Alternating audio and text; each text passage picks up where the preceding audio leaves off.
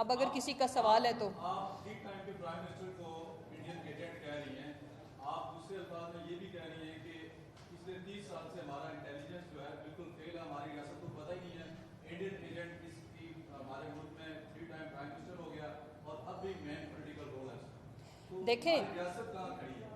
دیکھیں ہماری ریاست کھڑی ہے تو آج یہ سب کچھ میں آپ کے سامنے, اگر ایک میں صرف اسٹینڈنگ کمیٹی کو ہیڈ کرتی ہوں اور میں یہ جو پلندہ جو کہ حقائق پہ مبنی ہے میں آپ سے شیئر کر رہی ہوں, تو آپ ریاست کی انٹیلیجنس کا لیول آپ خود اندازہ لگا سکتے ہیں. اور ایک میں بات میں عرض کروں جی, میں عرض کروں, میری بات سن لینا جی, میں عرض کروں, یہی وجہ ہے کہ آج ہمارا دشمن ہمارے سے 5 گنا بڑی طاقت رکھنے والا ہمارا بال تک بانکا نہیں کر سکا. یہی وجہ ہے کہ ہم نے ان کو فیبرری کے اندر دھول چٹوائی. یہی وجہ ہے کہ انہوں نے ہمیں رات کے اندھیرے میں ایک بزدلی والی ایک ایفرٹ کی اور ہم نے ان کو نہ صرف پریس کانفرنس کی, ان کو بتایا کہ آپ کو سرپرائز دیں گے, بلکہ اللہ نے ہمیں اس پہ کامیابی بھی دی. لیکن بڑے دکھ اور بڑے افسوس کے ساتھ میں آپ سے ڈکشنری آپ کو ایجاد کریں کہ جو ایاز صادق نے at the floor of the house جو حرکت کی ہے, اس کو کیا کہتے ہیں, اس کا نام غداری ہے, ملک دشمنی ہے یا نہیں ہے, you name any word you can suggest us. دیکھیں ہمیں گندا کہیں, برا کہیں, آپس میں سیاسی جماعتیں حدیں کراس کرتے رہے ہیں. بھئی جو محترمہ کے ساتھ سیاست میں ہوا کہ ان کی تصویریں انہوں نے جس طرح سے پھینکی, جس طرح سے کریکٹر اسیسینیشن ہوئی, جس طرح سے لوگوں کو وکٹمائز کیا گیا, وہ تو روایت تھی ہی. لیکن یہ کیا جو میرے اور آپ کے رہنے کی سالمیت کی وجہ ہے, that is only our armed forces. یہ ہمیں یاد رکھنا پڑے گا. اگر یہ اس کو پڑھ گئے ہیں تو وہ ہمیں بارے میں نہیں ہے, سیاست پیچھے رہ جاتی ہے. سو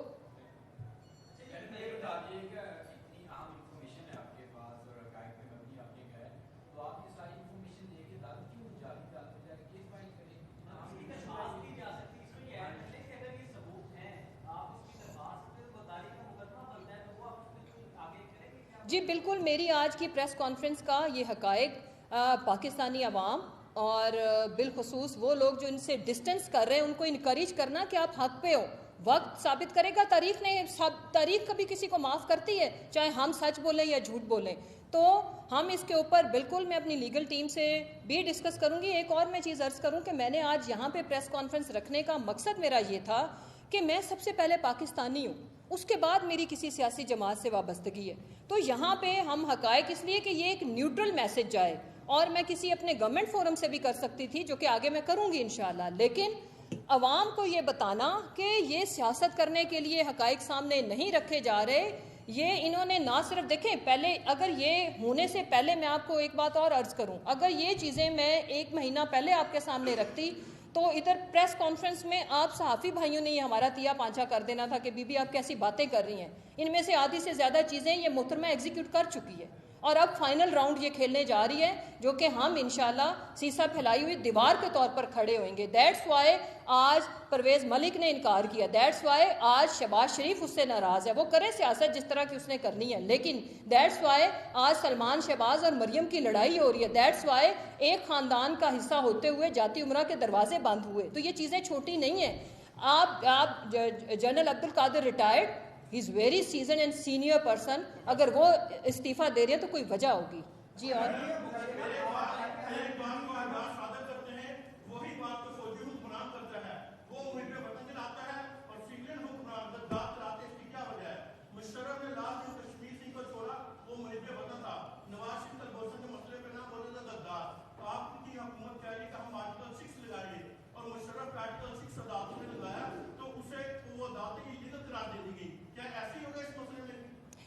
ایبسولوٹلی ناٹ. اور دوسری بات, میں یہ ایک بات گارنٹی کے ساتھ کلیئر کروں کہ میں نے پرویز مشرف جیسے محب وطن پاکستانی میں نے نہیں دیکھا.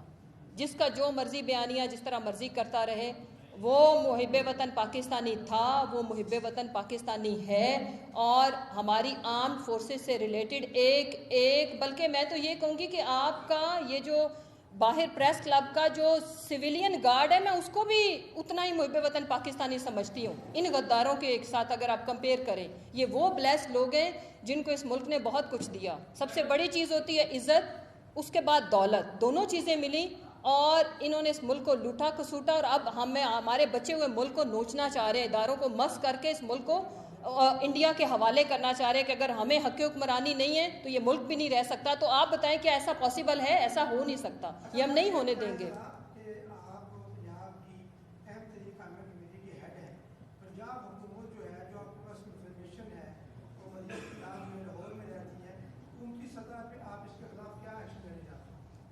دیکھیں میں نے عرض کیا کہ اگر یہ مریم نے ساری اس کی ایگزیکیوشن نہ کی ہوتی, اس سے پہلے ہماری حکومت تو وہ ایک کارڈ کھیلا جاتا ہے, وکٹمائزیشن, پولیٹیکل وکٹمائزیشن, اور جو اس نے ڈرامہ لگایا وہاں پہ کیا اس کو کہتے ہیں نیب کے باہر.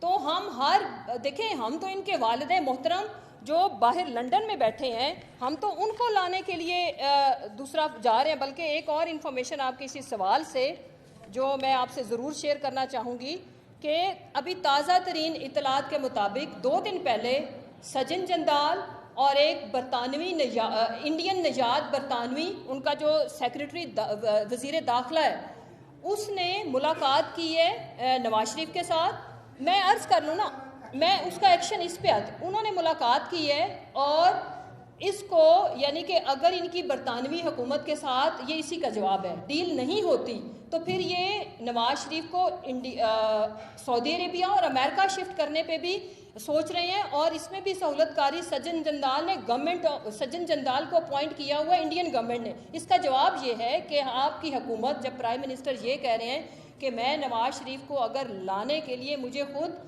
انگلینڈ جانا پڑا تو میں جاؤں گا, یہ وہ ایکشنز ہیں جس کی وجہ سے اب ہمارے جو ملک دشمن ان کے فیسیلیٹیٹر ہیں وہ بھی ایکٹیو ہیں.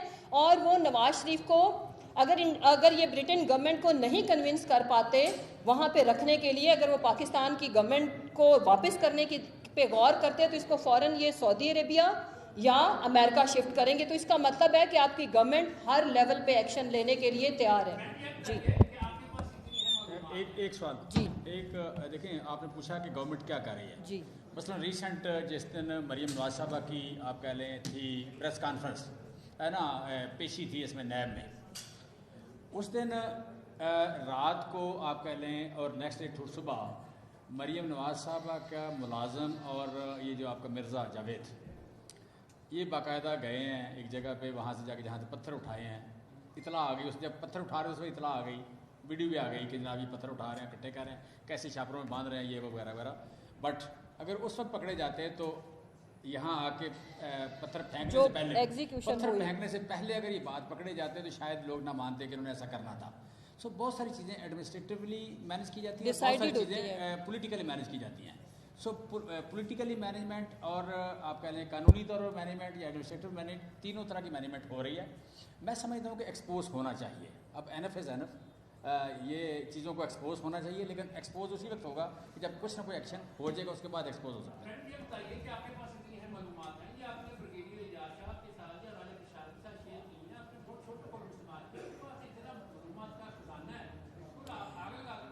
دیکھیں سب سے پہلے تو یہ کہ آپ کی جو اسٹیٹ ہے وہ میرے سے کہیں زیادہ ویل اویئر ہے.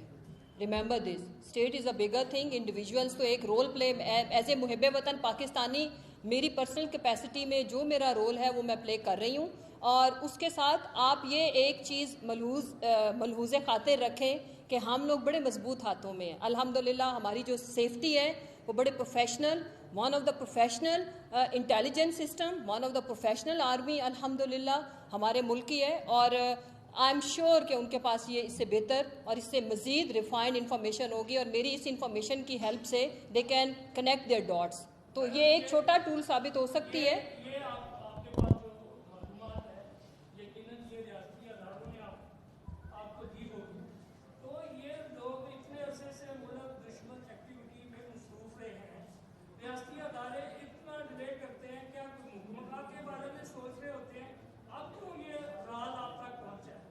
دیکھیں سب سے پہلے تو میں یہ عرض کروں کہ ریاستی اداروں کو اتنا ہی ٹالرنس شو کرنا چاہیے.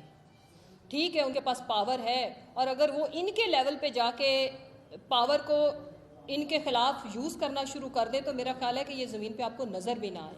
اس کی وجہ یہ ہے کہ ہم نے ٹالرنس, برداشت, متحمل طریقے کے ساتھ ریاست نے چلنا ہوتا ہے. ریاست کے پاس طاقت ان کے مقابلے میں کوئی آپ یوں نہ ہو کہ کوئی کمپیریزن ہی نہیں ہے, لیکن انہوں نے اپنی ایک اسٹریٹجی، اپنی ایک پلاننگ کے تحت چلنا ہوتا ہے. یہ جس طرح کی لا لیسنس، انتشار ہی تو یہ پھیلانا چاہتے ہیں، اور وہ انتشار جو یہ پھیلائیں گے اس کا فائدہ آپ کا بارڈر پار دشمن اٹھائے گا. تو ریاست نے اپنے ایک آرگنائزڈ اور ویل پلانڈ طریقے سے چلنا ہے.